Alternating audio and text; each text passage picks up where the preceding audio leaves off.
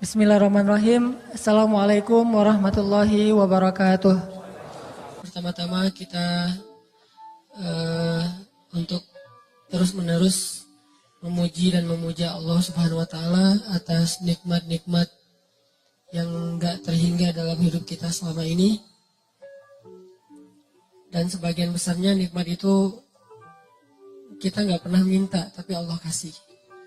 Salah satu nikmat yang kita nggak pernah minta dan Allah kasih dan sangat berharga itu adalah nikmat iman, nikmat Islam.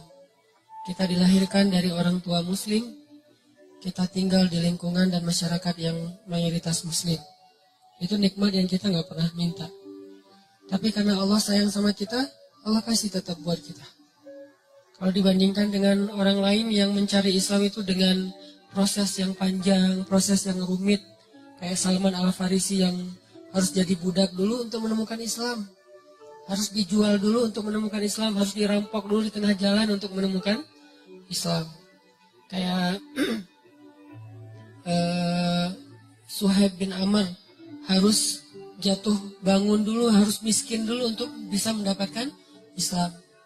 Ada banyak proses yang dilalui orang lain dan sulit. Itu terjadi di zaman sahabat dan terjadi juga di zaman kita sekarang. Ada orang yang harus mengalami second life dulu untuk bisa mendapatkan Islam. Harus mengalami pengalaman spiritual yang rumit dulu untuk bisa mendapatkan Islam. Harus diputusin 10 kali dulu biar bisa taubat, kan agak-agak berat ya. Nah kita mah belum diputusin udah taubat. Habis taubat baru diputusin. Artinya kita dikasih nikmat itu sama Allah tanpa harus susah-susah. Lahir udah sebagai Muslim. Orang tua dua-duanya Muslim, masyarakatnya mayoritas Muslim. Kebayang nggak kalau kita lahir sebagai Muslim, orang tua Muslim tapi di Rohingya? Yang berislamnya susah banget. Makin kelihatan Islamnya, makin kelihatan solehnya, makin besar ancamannya. Dibakar hidup-hidup, digorok di depan keluarga, orang tua, pasangan dan anak perempuannya dinonai di depan dia. Dan dia nggak bisa buat apa-apa. Berislam yang sangat luar biasa beratnya di sana. Atau di Suriah, di Palestina, yang Palestina mungkin udah hampir 1 abad. Dan lebih dari 60 tahun mereka dijajah. Atau nenek moyang kita lah, yang berislam dulu di zaman Jepang dan Belanda, susah. Sekarang, kita Allah beri nikmat yang kita nggak minta. Lahir setelah Indonesia merdeka, lahir setelah masa-masa sulit ketika awal-awal Indonesia merdeka, lahir di lingkungan kaum muslimin yang mayoritasnya di Bandung pula. Karena ada beberapa wilayah nih di Indonesia yang berislam juga masih susah sampai sekarang. Dengan konflik-konflik sosial yang kadang-kadang, konflik horizontal yang kadang-kadang terjadi itu sampai kita ketakutan gitu. Kok ada di suatu wilayah yang umat Islam itu yang kayak dulu tahun 2001 yang sempat rame tuh di Ambon, di Poso. Alhamdulillah kita di Bandung. Pernah minta nggak lahir sebagai orang Bandung? Nggak pernah. Tapi Allah kasih nikmat lahir sebagai orang Bandung. Dan saya aja orang Aceh cemburu sama orang Bandung. Alhamdulillah Allah takdirkan saya tinggal di Bandung. Ini nikmat yang besar. Tanpa saya mengeluh sebagai orang Aceh, karena itu juga nikmat yang luar biasa buat saya. Karena bisa dibilang itu sesuatu karunia. Tapi Bandung punya nikmat lain yang mungkin orang Aceh nggak punya. Orang Aceh punya nikmat lain yang jelas kita dilahirkan dalam suasana yang sangat nyaman. Berislamnya tuh nggak repot. Ini layak disyukuri oleh kita setiap hari. Karena kalau kita nggak mensyukuri ini, nanti Allah akan cabut satu aja. Bukan iman, bukan hidayah yang dicabut. Tapi berislamnya yang dicabut. Nikmat berislamnya.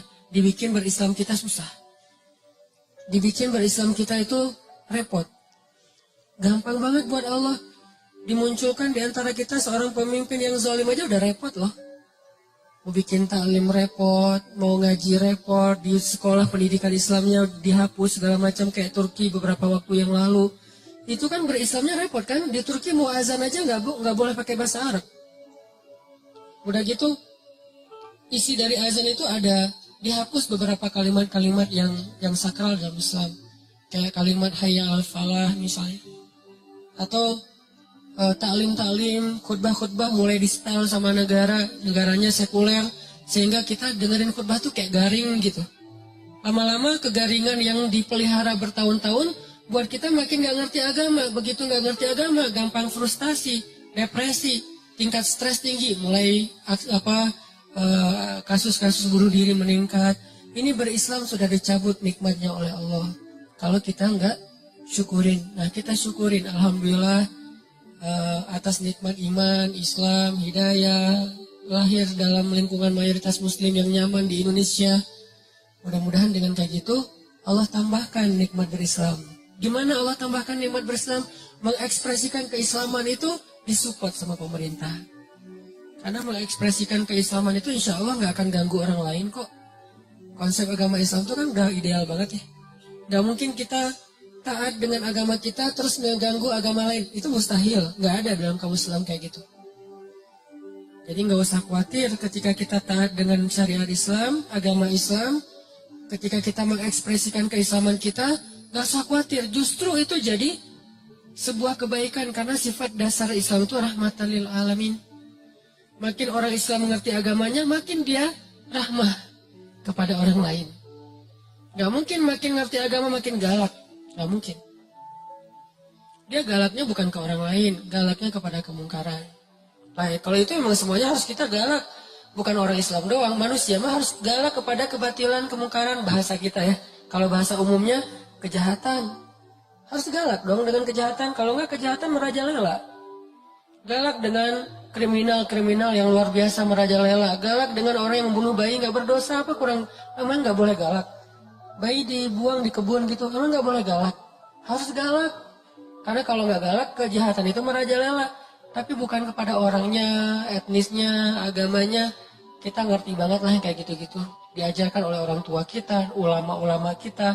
Yang di atas semua itu diajarkan oleh nilai-nilai agama kita. Kita ngerti banget, gak usah diguruin dalam bab itu. Gak usah dikasih tahu, itu kita ngerti. Jadi makin kita berislam, insya Allah, makin kita rahmah kepada orang lain. Ini kalau kita syukurin, Allah akan angkat untuk kita pemimpin yang semakin kita syukuri, semakin baik pemimpinnya. Semakin kita syukuri nikmat berislam, semakin baik pemimpinnya. Kebayang gak sih enaknya kita jadi muslim? Ini cita-cita saya pribadi. Sholat, muazinnya wakil presiden kan? Hayya 'alas shalah. Lembut azannya. Siapa? Wakil presiden. Istiqlal. Hayya 'alas shalah.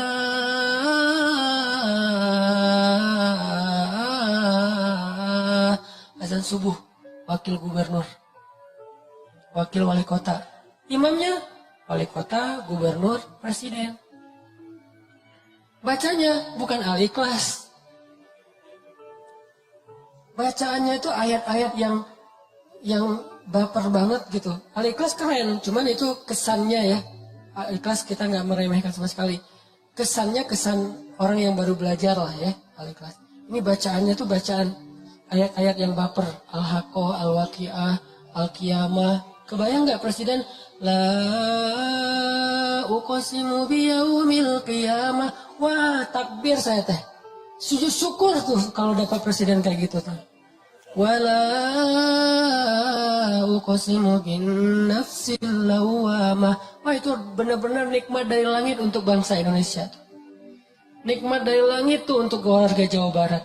Nikmat dari langit tuh untuk warga Bandung. Kalau imam kita adalah jangan dipisahin lagi imam masjid dengan imam pemerintahan. Karena dalam Islam gak ada pemisahan tentang itu. Dulu Abu Bakar ya imam juga. Umar ya imam juga. Dengan kapasitasnya. Puncaknya Utsman dan Ali. Karena Utsman ini ulama Al-Quran. Ali ini ulama banyak ilmu dalam Islam. Sampai seorang presiden kayak Utsman tuh. Lagi ngajarin Al-Quran di dalam Masjid Istiqlal. Namanya dulu Nabawi. Di Masjid Istiqlal lagi ngajarin Quran nih. Tiba-tiba datang murid di pintu masjid. Gak sengaja ngelihat cewek lagi lewat. Kesingkap jilbabnya karena angin. Dia pikir karena gak sengaja sekilas cuma rambut doang. Gak istighfar. Ah itu mah sepele gitu, receh. Dosa receh. Masuklah dia ke masjid. Presiden bilang gini. Kenapa ada yang masuk ke dalam majelis kita? Sementara di dalam matanya masih ada bekas dosa. Ini presiden punya telepati yang luar biasa nih. Kenapa masuk ke dalam majelis kita seseorang yang di matanya masih ada bekas dosa? Orang itu nanya, ya Amirul Mukminin, apakah telah turun wahyu kepada Anda sementara tidak ada lagi wahyu setelah Rasulullah? Maksudnya gimana Anda tahu saya baru melihat dosa di luar, padahal nggak ada yang lihat selain saya sendiri. Kata Utsman bin Affan, ittaqu farasatal mu'min. Hati-hati dengan farasah, jadi bahasa Indonesia firasat. Hati-hati dengan firasat orang yang beriman. Presiden segitu firasatnya coba. Sampai dosa yang dia nggak lihat tahu, kan berarti keren banget nih presiden. Dan ini adalah wujud dari kesolehan masyarakat. Makanya Allah berilah pemimpin yang soleh untuk mereka. Karena pemimpin itu gambaran dari kita. Kalau bahasa Nabi itu, pemimpin adalah hasil dari gimana masyarakatnya. Kalau pedagang-pedagang pada jujur, Allah kasih pemimpin yang jujur. Jadi jangan selalu hanya nyalahin pemimpin. Jangan-jangan pemimpin kita banyak yang korupsi karena pedagang juga dalam kelas yang lebih kecil nggak jujur dagangannya juga kan. Mau beli buah naga dari pas kita lewat tulisannya 1 kilo 10.000. Pas kita berhenti, Pak yang 10.000 yang itu. Loh, ternyata 10.000 di bawah nggak kelihatan. Yang di display 20.000, tapi tulisnya 10.000. Gimana kita mau dapat pemimpin yang jujur? Bukankah salah satu cara Allah menghukum masyarakat yang curang adalah dengan menghadirkan pemimpin-pemimpin yang curang? Dan Allah tahan air hujan, itu hukuman jadi bukan dari pemimpinnya, balik lagi kepada kita. Syukuri nikmat itu. Itu kemenangan dakwah buat saya ya. Saya nggak tahu masalah politik, tapi dari angle saya sebagai orang sebutnya ustadz nih, harapan besar saya tuh pengen banget sholat suasananya kayak di Masjid Nabawi di zaman para Khulafaur Rasyidin. Itu keren banget. Yang azannya wakil presiden, wakil gubernur, wakil wali kota, yang imamnya adalah orang nomor satunya. Dengan bacaan yang fasih. Dan dia menghayati bacaan itu.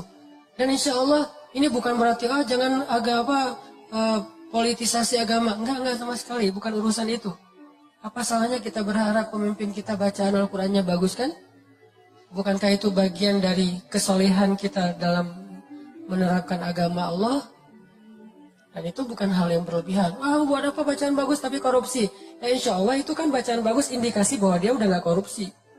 Kita berharapnya kayak gitu, itu puncaknya. Saya nggak perlu ngomongin bab korupsi, bab empati segala macam.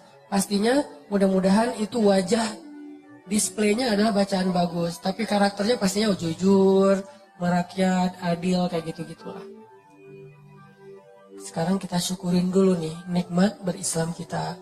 Mudah-mudahan Allah terus memberi petunjuk kepada pemimpin-pemimpin kita dan mengangkat untuk kita pemimpin-pemimpin yang seperti harapan-harapan orang yang beriman. Terus kemudian salawat dan salam masih prolog untuk kekasih kita Nabi besar Muhammad SAW. Benar-benar kita coba setiap hari belajar teman-teman, belajar mencintai Nabi. Yang paling layak dicintai dalam hidup kita itu pertama Allah, kedua Nabi, ketiga orang tua, keempat mantan. Nah, nggak masuk lah. Keempat adalah pasangan dan keluarga kita, qurrata ayun. Kalau yang belum punya minimal 3 dulu lah. Allah, Nabi, dan orang tua. Itu urutan, ini bukan acak, urutan. Jadi kayaknya nggak fair kalau kita cinta banget sama orang tua kita, apalagi cinta banget dengan itu. Tapi ke Allah Rasulnya tuh kayak nggak ada greget-gregetnya, biasa-biasa aja. Giliran nama dia disebutin, kita langsung kayak hahaha. Giliran nama Allah disebutin biasa aja, nggak ada rasa wajilat qulubuhum. Nah ini kayak nggak fair menurut saya. Belajar deh. Pelan-pelan dibangun itu, takjub sama Allah, ingat betapa baiknya Allah sama kita. Takjub sama Nabi, ingat betapa baiknya Nabi sama kita. Kalau saya sekarang membiasakan karena saya pengen respect banget sama Nabi semampu saya, kalau sholat sama Nabi itu saya takzim, menghargai. Misalnya Allahumma sholli ala sayyidina. Takzim banget, kenapa? Sosoknya memang layak ditakzimin, gak usah kita. Malaikat aja takzim sama Nabi. Apa takzim teh? Kayak hormat banget ya, respect banget. Malaikat aja respect banget sama Nabi Muhammad. Malaikat tuh sayang banget sama Nabi. Sampai Jibril tuh pas ngedampingin Nabi wafat, Nabi lagi sakaratul maut, Jibril buang muka. Nabi tanya, ya Jibril, kamu benci ngeliat wajah saya? Enggak ya Rasul, saya enggak tega. Kayak seorang ayah yang anaknya lagi mau diinfus, bayinya lagi diinfus, lagi disuntik, kan enggak tega banget kan ngelihatnya ya. Kayak gitulah Jibril kepada Rasulullah SAW. Enggak tega Jibril mau ngelihat Nabi lagi diinfus, maksudnya lagi ditarik nyawanya. Apalagi Aisyah yang mangkuin Nabi, apalagi istri-istri Nabi yang lain yang ngelihat Nabi dalam keadaan susah. Ini keringat beliau, keringat dingin karena sakaratul maut. Nabi dalam keadaan kayak gitu, yang diingat siapa? Kita, ummati. Ya Allah gimana? Karena Nabi pengen make sure ke Allah, kalau nanti di akhirat beliau bisa mensyafaati kita. Itu deal-dealannya Nabi terakhir. Maaf, saya nggak mau promosi. Ya, saya juga nggak nonton soalnya. Cari di YouTube. Deal-dealan Nabi sama Allah yang terakhir itu adalah make sure kalau Nabi itu bisa syafaatin umatnya. Itu tuh deal-dealan Nabi sama Allah yang terakhir loh. Ya Allah, beri saya kesempatan mensyafaati umat saya, beri kesempatan umat saya masuk surga duluan, umat saya, sampai Allah, ya, baru tenang beliau kembali kepada Allah. Itu permintaan terakhir Nabi. Kalau kita kan permintaan terakhir mungkin gak akan keingat orang lain. Jangankan orang lain, mungkin keluarga aja gak ingat. Pasti diri sendiri yang kita pikirin kan. Kalau Nabi yang dipikirin orang yang gak kenal sama beliau. Terus kita kenapa masih kikir untuk bersalawat sama beliau? Beliau aja yang gak kenal sama kita terus berusaha untuk memberi syafaat buat kita. Masa salawat aja males?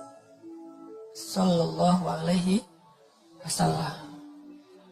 Dan kenabian beliau memang luar biasa. Saya baru dengar ada sebuah cerita nih, keren nih.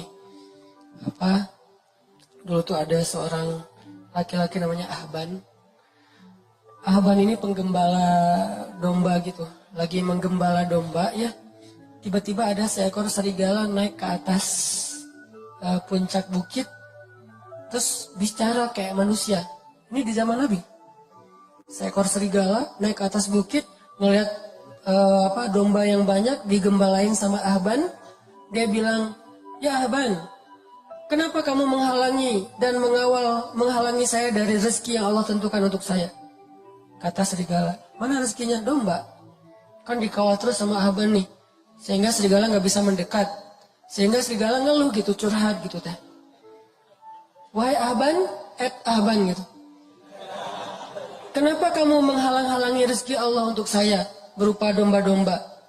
Ahban lihat kanan kiri, mana orang yang ngomong? Kata serigala, saya, kata serigala teh. Oh kamu, ajaban. Mengagumkan sekali serigala bisa bicara seperti manusia. Kata Ahban, kata serigala, ada yang lebih mengagumkan daripada ini. Apa? Ada seorang laki-laki di Madinah, dan dia adalah utusan Allah. Dialah yang paling mengagumkan, lebih gempar daripada serigala bisa ngomong. Beneran. Ini Ahban orang Madinah, dia nggak tahu tentang kenabian Rasulullah. Pulanglah dia ke kampungnya, nanya tentang Muhammad, tentang kenabian, datanglah kepada Rasulullah. Begitu Ahban bertemu dengan Rasulullah, Rasulullah tersenyum dan mengatakan, apa yang dikatakan serigala itu kepadamu, wahai Ahban? Dia makin kaget. Ya Muhammad, bagaimana kamu tahu tentang apa yang saya bicarakan dengan serigala? Allah Subhanahu wa Ta'ala yang Maha tahu segala sesuatu. Akhirnya asyhadu an la ilaha illallah wa annaka rasulullah.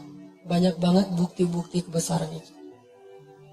Jadi nggak usah ragu lagi bahwa Muhammad sallallahu alaihi wasallam adalah utusan Allah, orang terpilih yang Allah aja udah maafin kesalahan beliau tapi nggak menyebutkan kesalahannya. Tapi Allah maafin, tapi nggak disebutin kesalahannya. Saking mulianya Rasulullah sallallahu alaihi wasallam. Jadi teman-teman yang dirahmati Allah, mudah-mudahan walaupun ini disebut prolog, tapi ini juga bagian dari konten penting buat kita sadari. Syukuri nikmat berislam kita. Nikmat hidayah, taubat, hijrah kita. Nanti Allah akan tambahkan. Suasana keislaman itu adalah nikmat yang paling besar yang Allah berikan kepada hambanya. Ketika suatu negeri bisa berislam dengan nyaman, berarti negeri itu dapat nikmat yang paling besar yang pernah diberikan kepada manusia.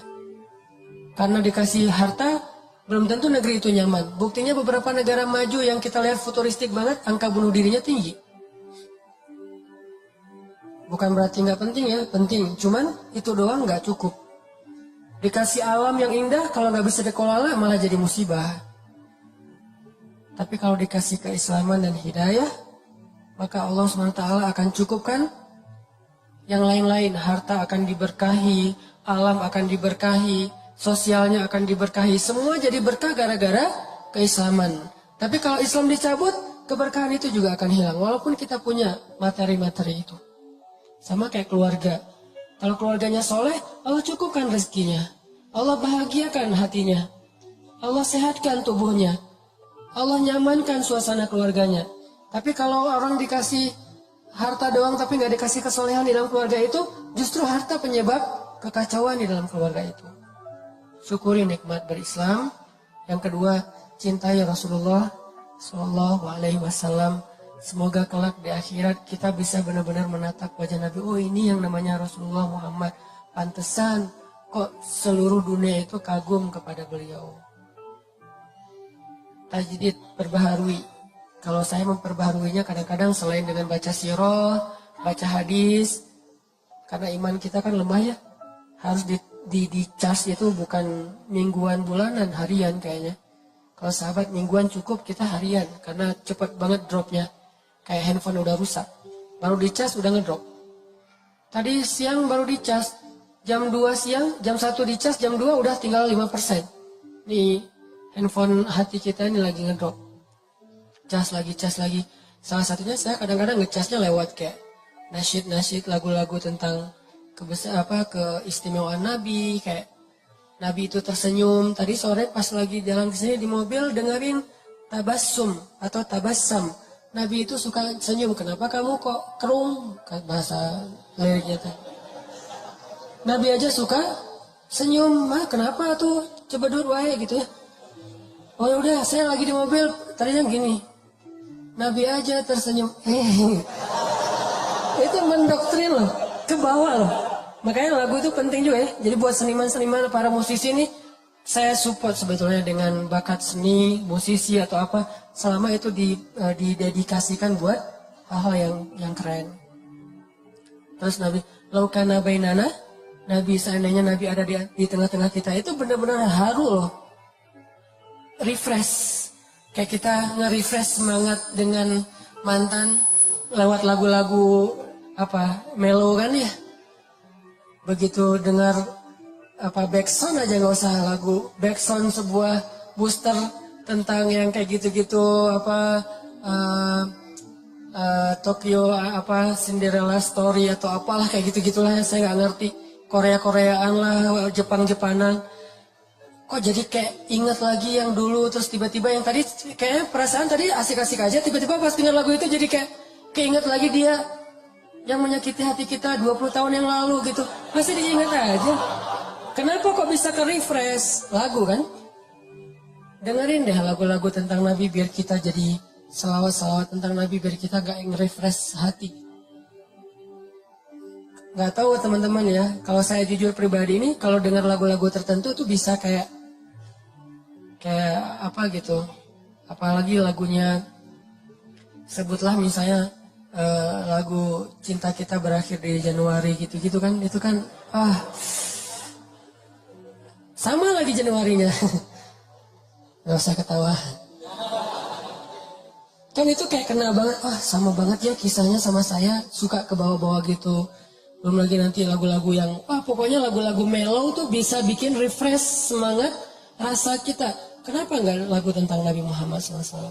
Selain pastinya sirah, hadis, sholawat, udah pastilah itu mah. Karena gimana-gimana juga kita butuh entertain, manusiawi. Dan Allah menciptakan itu untuk kita nikmati. Oke, kita bahas tentang empati. Buat saya, menurut saya nih, dalam bergaul kita terapin 2 standar sikap. Sikap kita ke orang sama sikap orang ke kita. Gimana cara kita merespon itu? Gimana cara kita bersikap ke orang lain gimana cara kita ngerespon sikap orang lain kepada kita. Itu dua standar yang berbeda, jangan disamain dan jangan dibalik. Kalau sikap kita ke orang, maka sikap yang paling baik kita tunjukkan itu adalah sikap empati. Dalam bahasa Arab itu disebut dengan ra'fah. Apa itu ra'fah? Pengertian. Ra'fah itu jaga perasaan. Ra'fah itu nggak pengen ngerepotin. Ra'fah itu nggak pengen nyakitin. Ra'fah itu nggak pengen nyinggung. Ra'fah itu nggak pengen ngebebanin. Mungkin salah satunya empati. Itu sikap kita ke orang lain. Ini yang diajarkan Nabi SAW kepada kita. Tapi kalau orang ke kita, sikap kita adalah syarhus sadar. Apa syarhus sadar? Lapang dada, legowo kalau kata orang Jawa. Syarhus sadar. Alam nasyrah laka sadrak. Kalau kita ke orang, ra'fah, jaga perasaan dia. Kalau orang ke kita, lapang dada. Jangan dibalik. Kalau kita ke orang, berharap dia lapang dada. Kalau dia ke kita, berharap dia empati. Ini egois nih. Ra'fah dong. Jangan. Kalau orang ke kita, jangan minta dia supaya ra'fah. Tapi minta supaya kita bisa berlapang dada terhadap kekurangan dia. Kan enak nih. Tapi giliran kita ke dia, kita ra'fah. Tapi kalau dibalik, giliran orang ke kita, harusnya dia ra'fah sama saya Ustadz. Tapi dia tuh gak pengertian banget. Ini kebalik. Terus giliran kita ke orang lain, ya dia harusnya kan berlapang dada. Kan saya manusia biasa. Dibalik lagi. Sikap ini yang selama ini ketuker. Jadilah banyak chaos. Kita dengan pasangan, kita dengan teman kos-kosan, dengan teman kuliah, dengan dosen, dengan murid, dengan orang tua bahkan. Orang tua meminta anaknya supaya ra'fah kepada dia, dan dia berharap orang anaknya juga lapang dada terhadap dirinya. Ini nih, anak juga kayak gitu ke orang tua, gak bisa. Makanya empati itu saya berharap gak bisa utuh kalau kita hanya bahas empati. Takutnya nanti kita berharap orang lain yang empati ke kita. Gak gitu, kita yang empati ke orang lain. Makanya ada hadis kita ke orang, ada hadis orang ke kita. Kayak yang dulu saya bilang, hadis tentang doa orang yang terzalimi itu diijabah kan ya? Itu buat siapa? Itu bukan hadis buat, wahai orang-orang yang sedang terzalimi. Terutama yang baru aja diputusin dengan bahasa-bahasa yang gak enak. Bukan untuk mereka, untuk yang mutusin. Lo yang menzalimi, doa orang yang terzalimi itu diijabah loh, hati-hati gitu. Jadi jangan dibalik angle-nya, sehingga kita gak menjadi orang yang hanya menuntut hak. Kalau semua orang menuntut hak, kayak misalnya pemerintah, rakyat itu harusnya taat kepada pemerintah. Rakyat juga, pemerintah harusnya adil kepada rakyat. Kan semuanya menuntut hak. Kenapa nggak dibalik? Pemerintah ngomongnya, maaf ya rakyat, saya belum adil kepada kalian. Rakyat juga, maaf ya kita belum terlalu taat, sama suka demo aja, suka marah-marah misalnya. Kan gitu kan, harusnya dua-duanya saling memberi kewajiban, memberi hak, bukan menuntut hak. Apalagi kalau udah berpasangan nanti tuh. Istri ngumpulin hadis-hadis suami, suami ngumpulin hadis-hadis istri. Gak beres-beres nih urusan ini. Pah, kata Nabi juga, kata istrinya. Perlakukanlah istri kalian dengan lemah lembut. Tuh, kata Nabi, Pah. Mah, kata Nabi juga, kalau saya boleh menyuruh manusia sujud kepada manusia, saya suruh tuh istri sujud kepada suami. Mama pernah gak sujud sama papa? Capek. Insya Allah nanti kita lanjutkan setelah sholat isya ya. Bismillahirrahmanirrahim, teman-teman yang dirahmati Allah. Jadi sikap kita itu ada dua dalam bergaul, dalam bersosial, kalau bahasa dakwah dalam bermuamalah. Pertama, sikap kita ke orang lain adalah ra'fah. Kalau ditanya dalil mah sebetulnya ada, dan jelas banget di Al-Quran. Allah menyebutkan pertama kalau di dalam surat Al-Qalam itu wa innaka la'ala khuluqin. Nabi Muhammad itu adalah teladan paling ideal dalam masalah muamalah. Akhlak paling ideal udah. Tinggal kita contohin aja gimana Nabi ke orang lain, gimana Nabi dari orang lain ke beliau. Kalau beliau ke orang lain disebutin oleh Allah di surat At-Taubah 128 tuh, akhir surat At-Taubah. Bil mu'minina ra'ufun rahim. Dan Muhammad itu kepada orang yang beriman ra'ufun. Ra'uf itu dari kata ra'fah. Raufun dari kata ra'fah. Apa arti ra'fah? Jaga perasaan orang banget, empati banget, pengertian banget. Itu kalau beliau ke orang lain. Saking pengertiannya Nabi ke orang lain, sampai-sampai Nabi itu jadi sering jadi kayak ngeberatin diri sendiri, jadi kayak korban gitu demi menjaga perasaan orang. Kalau ada sahabat bikin salah, Nabi nggak akan langsung negur beliau di depan umum, negur orang itu di depan umum. Kan ini berarti kita dalam kehidupan sosmed kita kan, kalau misalnya ada postingan yang kayak gimana menurut kita keliru, jangan di komen negurnya, di DM. Tapi DM-nya nggak dibaca Ustadz, japri, nggak dirit juga Ustadz, doa aja. Mudah-mudahan Allah kasih dia digerakkan untuk membaca. Kalau enggak lewat siapa gitu, teman dekat, pokoknya jangan di depan umum deh. Itu kalaupun masukan kita benar, jangan-jangan udah ramai di depan umum ternyata salah pula. Ini kan berarti kita kayak agak-agak konyol gitu kan ya. Kenapa? Karena kita nggak jaga perasaan orang lain. Jangan sampai kita terbiasa, walaupun sosmed itu kan terbuka ya, siapa aja bisa ya, tapi tetap muslim, ada etikanya. Jangan sampai kita terbiasa dengan sosmed yang terbuka, akhirnya bebas, mau ngucapin apa aja, sampai kata-kata yang gak pantas juga keluar. Kayak tadi saya baru nge-delete beberapa komen dari postingan saya yang kemarin, kan yang masalah daya kolot.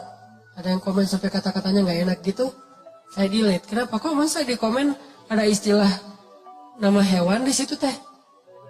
Kan gak pas gitu. Terus ada yang istilahnya mencela apa segala macam. Ini kayaknya orang yang nggak ngerti lah, nggak tahu dari mana asalnya.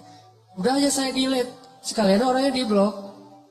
Kenapa saya blok? Bukan benci sama orangnya, dia udah nggak benar cara bermedia sosial, dan ini nggak sehat buat yang lain, ini harus dihentikan. Tapi saya nggak mau ngerespon yang kayak gitu-gitu, males, jadi malah rame. Nah ini namanya empati, jaga perasaan, pengertian sama apa orang lain rasain. Tempatkan diri kita, kalau saya diginiin nyaman gak ya? Nah kayak gitu. Ra'fah bil mu'minina raufun rahim. Sangat menjaga perasaan. Jangankan perasaan manusia, Nabi perasaan hewan aja dijaga loh. Perasaan hewan, ya. Sampai ada hadis kalau di kitab Riyadhus Shalihin itu, larangan berbicara atau bercakap-cakap di atas kendaraan. Maksud kendaraan di situ hewan tunggangan. Dilarang dalam Islam itu dua orang laki-laki sambil naik di atas hewan tunggangannya, terus hewannya berdiri aja nganggur, kita ngobrol gitu. Nggak boleh dalam Islam. Kalau pengen ngobrol yang lama, apalagi ngopi-ngopi, udah aja turun dari hewan, biar hewan itu cari makan, istirahat dulu. Ya mungkin mau berebah atau ngapain gitu, ngelurusin kakinya apa, capek kan. Ya mau apa, dia pengen jauh-jauh juga, bukan kita doang yang pengen santai. Biarin dia istirahat. Jadi kita ngopi-ngopinya di bawah, jangan sampai ngopi-ngopi di atas, ngobrol terus nunjukin, oh ini ada masalah lagi training topik, tapi di atas hewan, hewannya kan bete di bawah. Ngapain sih kalian lama-lama amat? Gua juga pengen makan atau ngapain gitu. Itu ada hadisnya, saking Nabi ra'fah. Dengan hewan aja ra'fah. Dengan tumbuhan, Nabi ra'fah. Kan dulu tuh Nabi kalau khutbah berdirinya di atas satu pohon korma nih. Kebenaran pohon kormanya kayak agak miring melintang gitu. Nabi berdiri di atas pohon korma untuk khutbah. Begitu kaum muslimin sudah mulai agak mampu nih, dibikinlah mimbar untuk Nabi. Yang sekarang di Raudhah tuh, dibikin mimbar. Sehingga Nabi khutbah tidak lagi berdiri di atas pohon korma. Maka pohon itu pun menangis. Nangis kayak anak bayi. Nabi, maaf, langsung turun dari mimbar, duduk lagi di atas pohon itu. Pohon itu diam. Manja banget kan pohon sama Nabi teh. Kira-kira istrinya gimana? Pohon aja gitu. Masya Allah ya, sosok Nabi ya. Pohon aja pengen manja sama beliau, gimana istrinya? Kita, pohon aja malas didudukin sama kita. Malas banget. Kucing aja lari dari kita. Kalau Nabi kucing datang, sampai serigala aja ngomong, merekomendasi. Jadi serigala kayak testimoni gitu tentang Nabi. Serigala testimoni, kan dia serigala ini kan binatang buas, tapi mentestimoniin Rasulullah SAW. Kenapa? Karena semua alam mencintai beliau. Hanya yang fitrahnya sudah berubah yang tidak mencintai beliau. Kalau yang masih sesuai fitrah, manusia, jin, hewan, tumbuhan, semesta, yang masih fitrah nih, cinta pasti sama Nabi. Hanya hati-hati yang sudah berubah, tidak lagi fitrah, yang tidak cinta kepada Nabi. Ra'fah. Kayak kita ra'fah, kalau misalnya kita beda pendapat nih. Dalam satu grup tuh teman kita ada yang misalnya dia tuh sebutlah kalau sholat misalnya dia tuh kayak pakai sarung. Yang satu lagi santai, nggak pakai sarung, yang penting sopan. Jangan sampai kita broadcast di grup itu tentang hal-hal yang menyinggung perasaan teman kita yang berbeda cara ritual. Yang satu tahlilan, yang satu tidak. Yang satu mauludan, yang satu tidak. Yang satu mungkin ngerokok, yang satu enggak. Gak usah dibahas di depan orang banyak. Saya sampai kadang-kadang bingung ngejawabnya. Ada yang nanya ke saya, Ustaz, apa hukum rokok? Gimana nih jawabnya nih? Karena dia sedang ngerokok, nanya hukum rokok di depan orang banyak. Kalau saya bilang boleh, saya berpendapat rokok itu nggak boleh, apalagi di depan umum kalau misalnya mengganggu orang lain. Tapi kalau saya nggak jawab, kalau saya nggak jawab, itu jadi kayak dia nanya. Dibikin harai gitu, dibikin ketawa aja, dibikin kayak canda gitu. Kenapa? Saya nggak mau jawab pertanyaan-pertanyaan pribadi di depan umum. Apalagi kalau misalnya di sosmed, yang saya tahu mungkin followers kita juga macam-macam kan karakternya. Masa ditanya di depan umum saya harus jawab, ini agak-agak bahaya nih. Sehingga yang kayak gini-gini namanya ra'fah, harus mikir banget, ini gimana nanti dia perasaannya. Kayak kadang-kadang ra'fahnya misalnya kita ke guru atau kita ke orang lain. Saya pernah jadi kebayang sekarang gimana Nabi itu luar biasa ya jaga perasaan sahabat. Kayak saya pas lagi jalan kemana orang minta foto. Usahana boleh foto. Kadang-kadang lagi capek banget, kadang-kadang lagi sibuk, bahkan kadang-kadang lagi makan gini. Pas mau, Usahana boleh foto?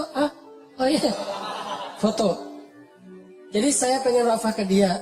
Dia juga kalau kita jadi sebagai orang yang mungkin ngefans sama orang, ra'fah gitu.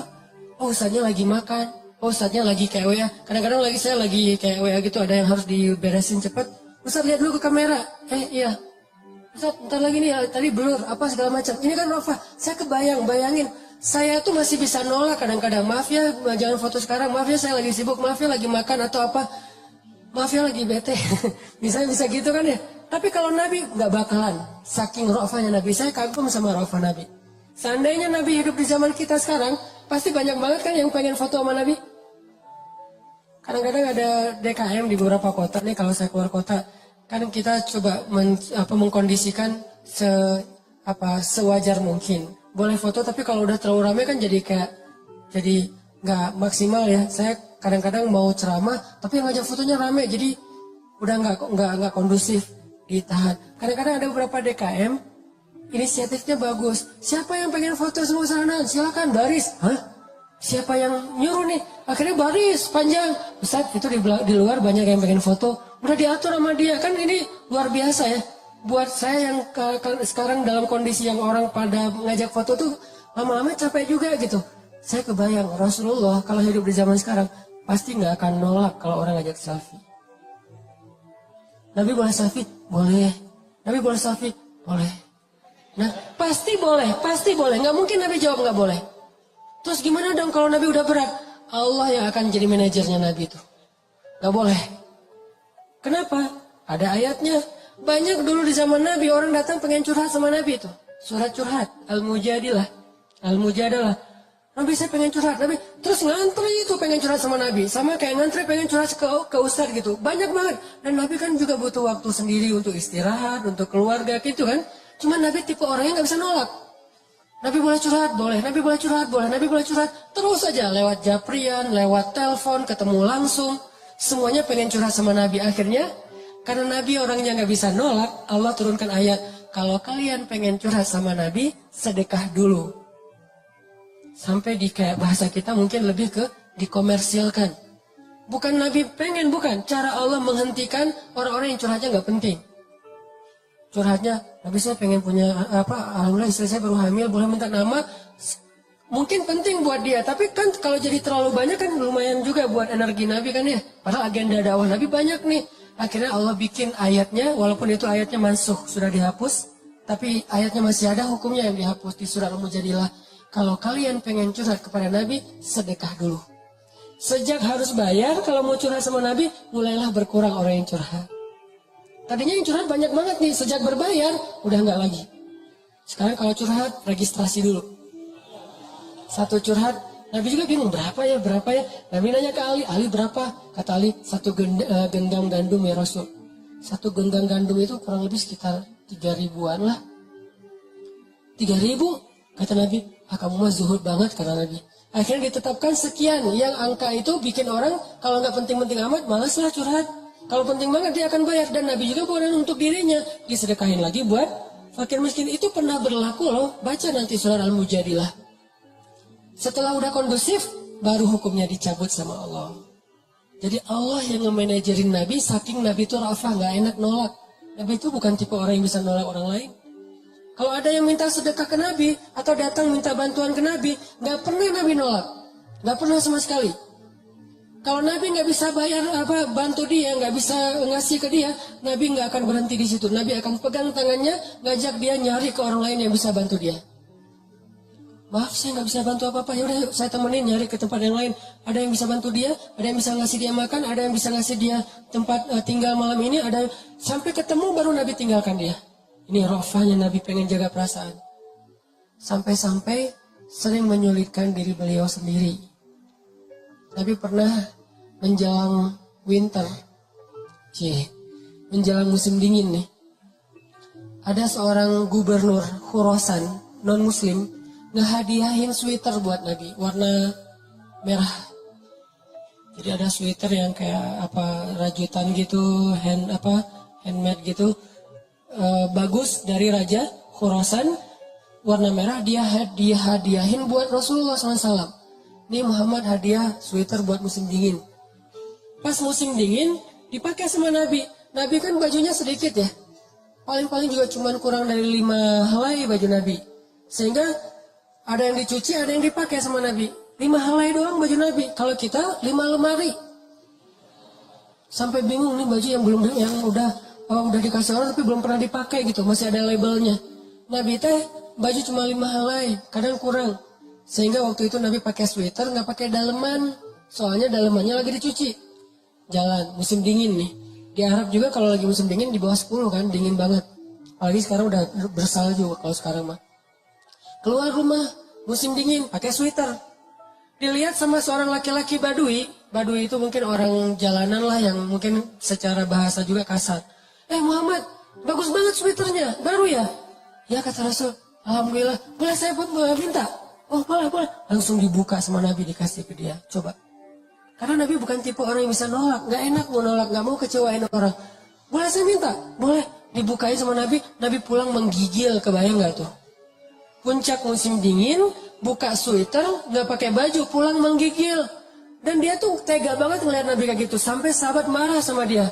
Kamu tega banget sih sama Rasulullah. Kalau kamu butuh baju, minta aja ke kita. Kata dia apa? Bukan bajunya sih yang penting, kata dia.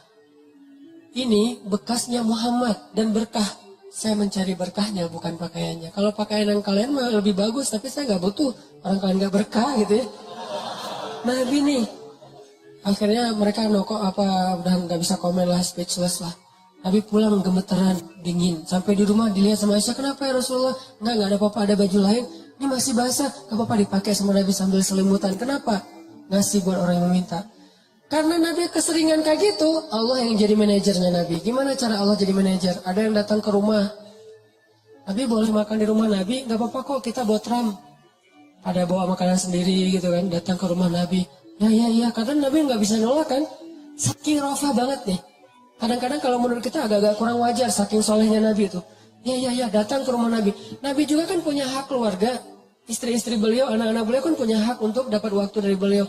Tapi tetap gak bisa nolak, datang ke rumah Nabi. Datangnya juga gak sekaligus. Saling tunggu. Datang, Jangan dibuka dulu ya Nabi, nunggu yang lain belum pada datang. Ya kalian di mana aja? Ini kesasar, share location dong, share. Ternyata share disconnect 10 kilo bedanya. Cari lagi. Lama pokoknya kalau dalam imajinasi kita tuh lama. Datang satu-satu sampai udah lengkap semuanya. Udah semuanya udah silakan makan, dibukain makan. Udah selesai makan ngobrol. Lama-lama saya juga pernah ngerasain kayak gitu. Ada orang mungkin saking sayangnya sama saya kayak nyaman gitu ngobrol sama saya. Buka topik. Satu topik itu 10 menit.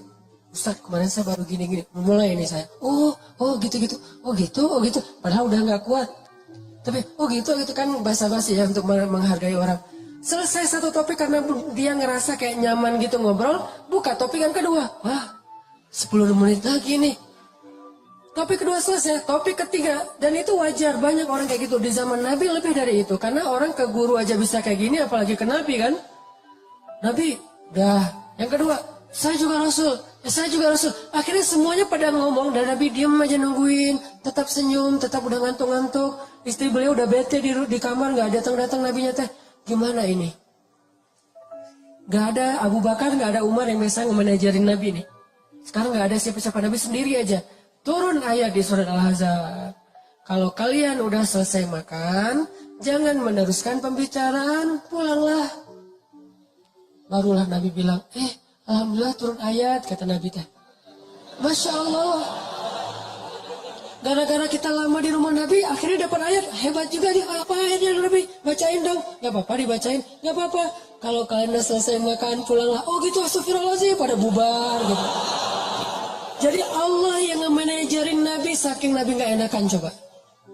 Ini nih artinya ra'fah. Tapi kadang-kadang ra'fahnya kok Nabi doang ya ra'fah ya. Umatnya gak ra'fah. Harusnya kita kayak gitu. Ke orang lain itu ra'fah. Gak enak lama-lama. Gak enak. Sifat gak enak itu bagian dari sifat sunnah Nabi loh. Gak enak kalau komen di depan umum. Gak enak kalau kita menjudge. Gak enak kalau kita marah-marah. Gak enak kalau kita coret-coret mukanya. Gak enak apa gitu. Gak enak. Jaga perasaan orang lain teh. Nah ini namanya ra'fah. Kalau hidup kita penuh dengan kayak gini ke orang lain, insya Allah akan lebih nyaman cara gaul kita, masyarakat kita. Giliran orang lain ke kita, alam nashrah laka sadrak wa wada'na anka wizrak. Kalau kita lapang dada, ringan beban kita teh. Kenapa kadang-kadang punggung kita ini di sini tuh pundak kita rasanya kayak keras gitu kan ya? Kebanyakan pikiran. Pas kita dipijat, kenapa nih keras banget? Stres. Kenapa kok bisa stres? Dadanya sempit. Orang yang dadanya sempit, satu kesalahan orang aja udah bikin dia nyesek. Tapi kalau dadanya lapang, kesalahan-kesalahan orang itu gak bikin dia nyesek karena masih lapang. Kayak sebuah ruangan sempit, ditaruh satu barang udah sesek. Tapi kalau ruangannya luas, ditaruh banyak barang juga masih lapang, gor gitu.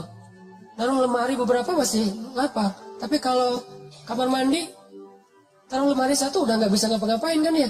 Jadilah syarhus sadar, berlapang dada dengan kesalahan orang lain kepada kita. Sehingga kita gak gampang nyesek, kita gak gampang stres, kita gak gampang nyimpen, gak gampang sakit punggung kita. Kayak gitu Allah bilang, alam nasyrah laka sadrak. Kalau udah lapang dada, wa wada'na anka wizrak, kami turunkan beban-beban kamu. Alladzi anqadha dhahrak, yang memberatkan punggungmu. Caranya gimana?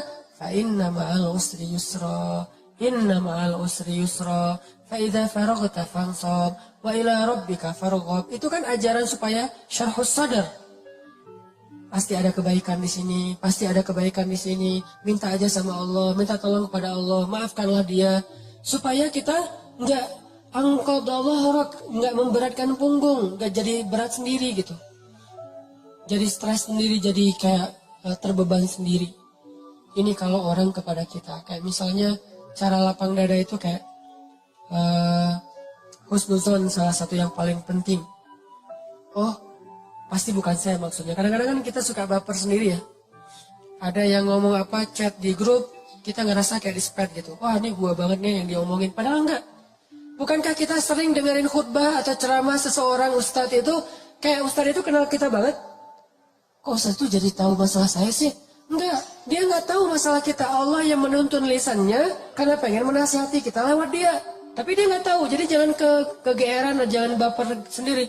Wah, Ustaz ini pasti ngomongin saya nih. Enggak, Ustaznya juga nggak tahu masalah kita.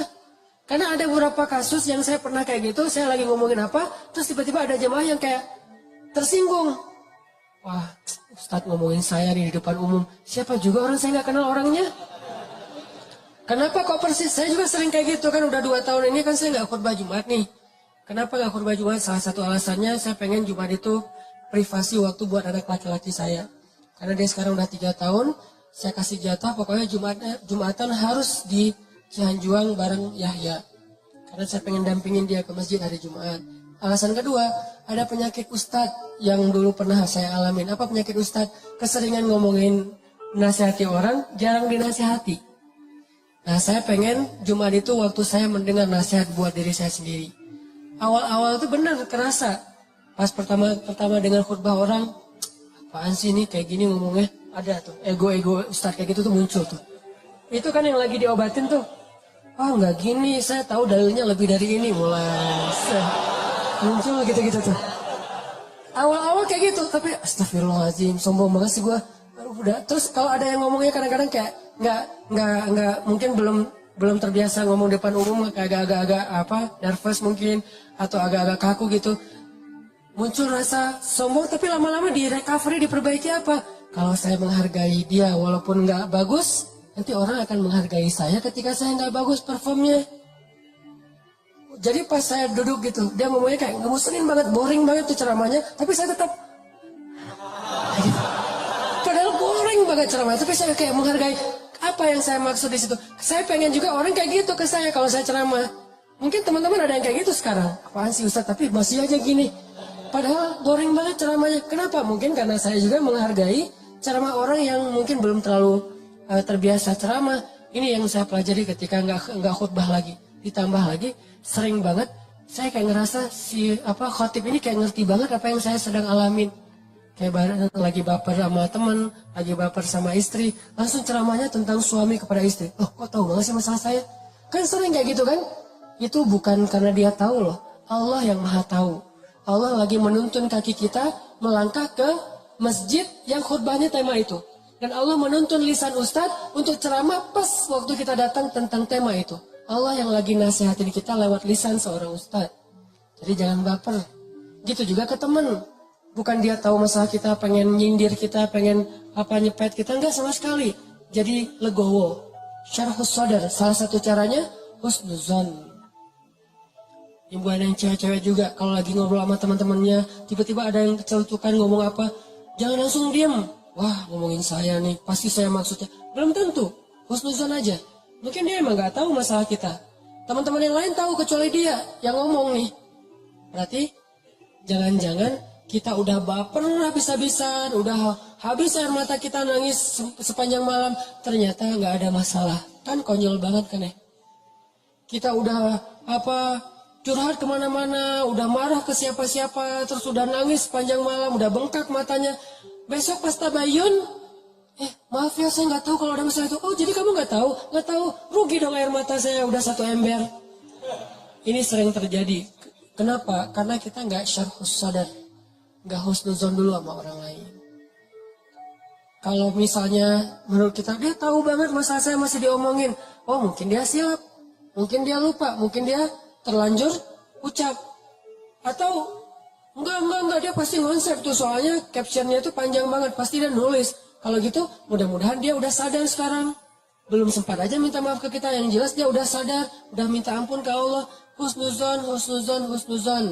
Bukankah Allah mengatakan ijtanibu katsiran minaz-zon? Satu-satunya yang layak kita seuzonin itu cuma setan, bukan orang. Minimal kita bilang, bukan dia nggak maksud kayak gitu. Setan yang menuntun lisan dia. Setan yang bikin dia mengatakan itu. Dan dia udah sadar sekarang. Setan aja yang disalah-salahin, nggak apa-apa. Apa salah saya, kata setan? Ya emang salah. Apa salah saya? Ya kamu jadi setan gitu.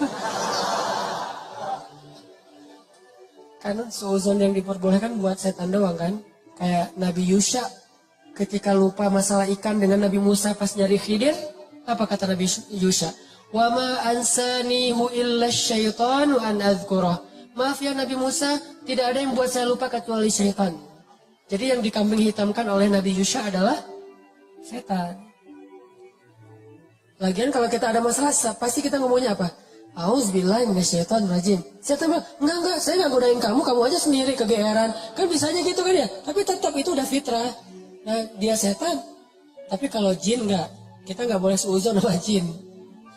Ada penampakan apa nih kayaknya mau ganggu saya sholat tahajud nih, enggak. Dia cuma lewat doang gitu. Tapi kalau setan benar, nggak khusyuk, pasti setan. Nggak bisa move on, pasti setan. Wujudnya manusia. Kan setan itu minal jinnati wan nas ya, dari jin dan manusia tuh. Enggak. Bercanda, astagfirullahaladzim. Nah, nanti saya di report, di ban lagi akun saya. Sama mantan-mantan. Banyak gini. Oke. Dari orang ke kita, syarhus sadar. Cara syarhus sadar, lapang dada gimana? Husnuzon. Dan ini nggak bisa sekaligus, teman-teman, saya juga masih belajar husnuzon. Oh mungkin. Iltamis li akhika alfa uzrin. Cari 1000 alasan buat saudara kamu. Kalau nggak bisa gitu minimal cuek. Arti cuek nggak usah dipikirin. Nggak usah dibahas. Kadang-kadang ngebahas satu masalah sebetulnya cara lain buat setan untuk bikin kita nggak pernah bisa selesai dengan masalah itu. Terus saja dibikin berlarut-larut. Kayak ada teman kita habis ada masalah sama temannya yang lain. Nggak usah dibahas sama kita. Kemarin gimana masalahnya, udah beres? Jangan ditanya, udah aja lupain. Begitu kita tanya, dia akan bilang lagi, ya tuh nggak apa, kemarin dia masih ngomongin saya. Oh gitu, terus kita pancing-pancing lagi tuh. Harapannya apa? Niat kita pengen empati. Padahal itu bukan empati tuh. Pengennya kita berpihak sama dia. Itu nggak berpihak. Tahu nggak apa arti namimah atau mengadu domba? Kata Nabi, la yadkhulul jannah an-nammam. Nggak akan masuk surga orang yang suka mengadu domba. Nggak akan masuk surga. Nah, adu domba itu ada dua, teman-teman. Ada adu domba orang yang memang jahat. Ada adu dombanya orang soleh. Orang soleh juga bisa mengadu domba. Gimana caranya? Kalau orang yang nggak soleh mengadu domba, dia sengaja membuat fitnah di antara dua orang sehingga mereka jadi baperan, jadi putus silaturahim. Ini nggak soleh. Insya Allah kita nggak akan kayak gitu. Saya yakin nggak ada niat kita ngadu domba orang. Tapi kita mungkin banget terjebak di adu domba yang kedua. Adu dombanya orang soleh nih. Gimana ngadu dombanya? Saya kasih contoh. Si A ngomongin si B di depan kita. Tapi nggak sampai kan ke si B.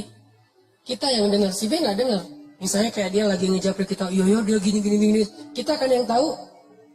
Terus kita capture, kita forward ke si B. Ini aku bukan mau manas-manasin ya, tapi ini cara jawabnya gimana nih, dia ngomong kayak gini tentang kamu. Kita capture, sakit hatilah si B. Oh ternyata dia ngomongin saya di belakang. Itu perumpamaannya kata para ulama, si A manah si B, tapi nggak kena, anak panahnya jatuh di lantai. Kita ambil, kita tusuk ke dadanya sambil kita katakan ini bukan dari saya, dari dia loh ya. Kayak gitu analoginya.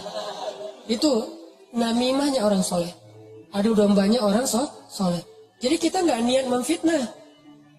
Kita niat pengen menyampaikan kebenaran, kita lagi empati, pengen tabayun. Gak usah tabayun kepada korban. Tabayunnya kepada pelaku. Apa bukti kamu ngomong kayak gitu? Gitu, nanya ke pelaku. Jangan, bener nggak yang dia omongin? Jangan, salah nih. Konsep tabayun itu bukan kepada korban yang dibicarain, kepada yang ngebicarain. Jadi kayak ada teman kita yang ngomong hal-hal yang nggak benar, tanyanya balik ke dia. Apa bukti kamu ngomong kayak gitu? Kalau benar, nggak usah disampaikan.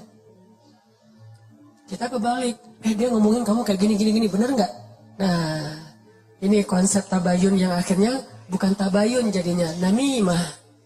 Udah jatuh tuh anak panah di lantai, kita ambil, kita tusuk. Ini bukan dari saya ya, dari dia. Dia terus ketusuk. Makasih ya, kamu udah nyampain anak panah ini ke saya. Dia emang nggak benar nih orangnya. Padahal yang nusuk bukan dia loh, orang ini nih. Kan kita kadang-kadang kayak jadi akrab gitu dengan orang yang sering ngebukain sebuah masalah ke kita kan. Walaupun bikin kita bete, kita anggap dia kayak setia banget, berpihak banget sama kita, empati banget. Enggak, ini salah. Nggak kayak gini caranya. Harusnya kita bilang, kalau kamu tahu itu nggak nyaman buat saya, jangan disampaikan. Gitu harusnya. Tapi dia ngomongin kamu, biarin aja dia ngomongin. Yang penting kan saya nggak dengar, sehingga saya nggak sakit hati ke dia. Mudah-mudahan Allah maafin dia, kan selesai. Justru gara-gara kamu sampaikan ke saya jadi sakit hati ke dia. Allah nggak maafin dia, Allah nggak maafin saya nih. Putus silaturahim kita berdua. Kamu nih pelakunya nih. Kok jadi saya sih? Ya kamu. Oh, rame perang segitiga. Kan ini yang terjadi kan selama ini. Ini lebih realistis menurut saya daripada namimah yang memang niatnya jelek buat saya sih. Saya husnuzon sama kita semuanya. Gak ada lah niat kita jelek pengen memfitnah orang, gak. Tapi seringnya kita terjebak tanpa kita sadari. Justru karena kejujuran kita, karena keakraban kita dengan teman kita, jadi kita ngebuka hal-hal yang dia gak perlu dengar. Itu sering banget kayak gitu.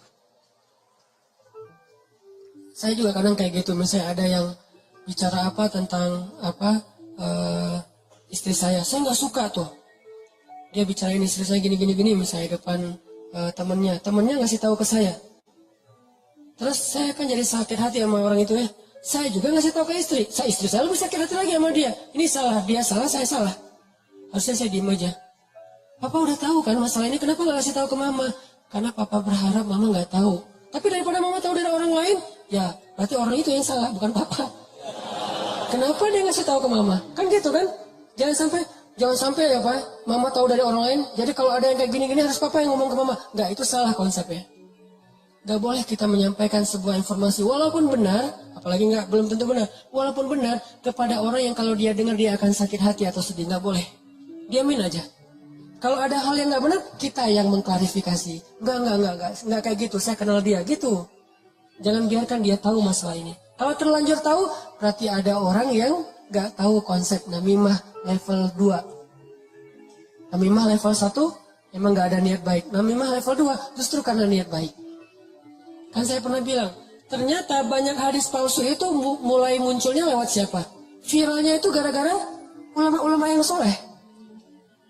Jadi banyak riwayat hadis palsu itu diantara para ulama yang soleh loh. Bukan sengaja pengen memalsukan hadis. Kenapa? Karena ulama soleh ini terlalu husnuzon. Misalnya nih, ada yang datang ngomong ke saya, Ustadz, saya pernah mendengar hadis gini. Saya sebagai Ustadz, oh gitu? Ya, saya nggak pernah curiga kalau dia itu nggak jujur. Atau kalau dia itu dengarnya nggak utuh. Sehingga saya meriwayatkan lagi. Orang dengarnya dari saya juga nggak curiga kalau saya akan main-main dengan hadis kan. Sehingga tersebarlah hadis palsu. Bukan karena ada orang yang jahat. Ada memang sebagian hadis palsu gara-gara pedagang. Biasanya hadis palsu itu pedagang, penguasa, dan ulama. Ini 3 penyebab hadis palsu. Pedagang pengen melaris barang dagangan. Siapa yang memakai jubah atau sorban 7 meter di hari Jumat, maka dia akan mendapatkan dijauhkan dari api neraka 7 kali langit dan bumi. Untuk jualan sorban 7 meter. Siapa yang makan buah ini maka dibebaskan dari sihir. Dia jualan buah itu. Ini bisa muncul hadis palsu dari penguasa. Siapa yang mengangkat seorang penguasa yang kayak gini maka Allah melaknat dia. Gara-gara apa? Saingan politik. Ulama menyebarkan hadis palsu kenapa? Karena nggak pernah berpikir orang akan bermain-main dengan hadis Nabi sehingga dia percaya aja kepada orang itu. Baru nanti di masa berikutnya, ulama ketika ngelihat banyak banget hadis palsu, mereka perbaiki. Ini riwayatnya dari siapa, ini dari siapa. Bisa jadi periwayat hadis palsu itu adalah orang soleh, ulama besar. Kenapa bisa ngeriwayatin?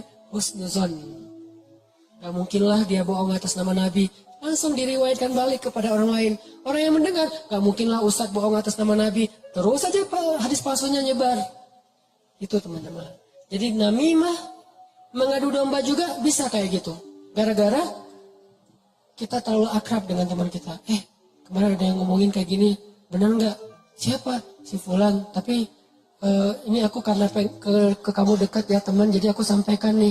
Terus yang teman yang dengannya, makasih ya udah disampaikan. Kenapa makasih? Harusnya kita bilang, lain kali jangan disampaikan ya yang kayak gitu-gitu ke saya. Harusnya kayak gitu. Kenapa kita malah makasih? Makasih ya udah nyakitin hati saya kan gitu kan ya? Bahasa lainnya mah. Makasih ya udah bikin malam saya nggak tenang. Makasih ya udah bikin saya bete. Buat apa? Jangan disampaikan.